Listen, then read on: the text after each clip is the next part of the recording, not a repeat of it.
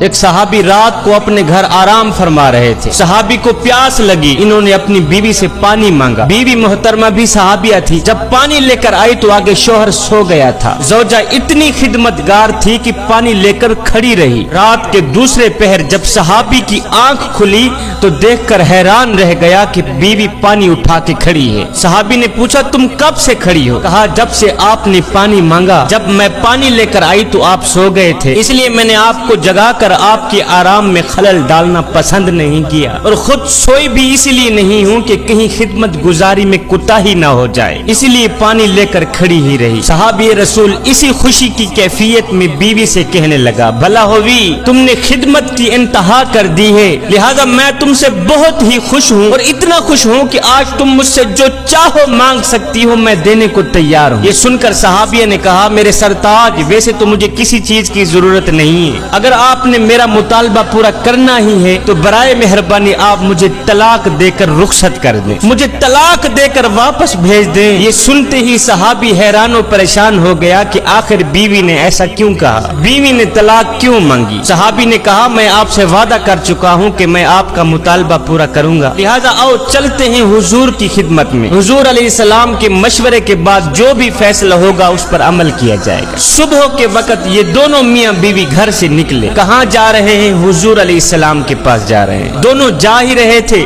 راستے میں صحابی کا پاؤں پھسلا, وہ منہ کے بل زمین پہ گر گئے. بیوی نے فوراً ہی صحابی کو اٹھایا, اٹھاتے ہی کہا, او میرے سرتاج تجھے چوٹ تو نہیں لگی, اور تجھے چوٹ تو نہیں لگی. صحابی نے کہا, بھلا ہوئی باقی تو سب ٹھیک ہے, لیکن پاؤں میں شدید درد ہو رہی, شدید تکلیف ہو رہی. یہ سنتے ہی صحابیہ بیوی نے کہا, او واپس گھر چلتے ہیں, اب مجھے طلاق کی کوئی ضرورت نہیں, اب مجھے طلاق کی کوئی ضرورت نہیں ہے. کہا, وہ کیسے, یہ ماجرا کیا ہے؟ صحابیہ نے کہا, مسئلہ یہ ہے کہ میں نے سنا ہے کہ جسے ساری زندگی میں کوئی تکلیف نہ ہو اس کے ایمان میں شک ہوتا ہے, اور جو بھی ایماندار ہوتا ہے وہ تکلیفوں میں ضرور آزمایا جاتا ہے. مجھے آپ کے ساتھ رہتے ہوئے اتنا عرصہ گزر چکا ہے, اتنا عرصہ بیت چکا ہے کہ آپ کو کبھی بھی کوئی تکلیف نہیں پہنچی, اس لیے میں نے سوچا کہ ایسے آدمی کے نکاح میں رہنے کا فائدہ ہی کیا ہے جس کا ایمان بھی مشکوک ہو. لیکن جب راستے میں آپ کے پاؤں کو چوٹ لگی تو میرا شک دور ہو گیا کہ الحمدللہ آپ بھی تکلیف میں آزمائے گئے.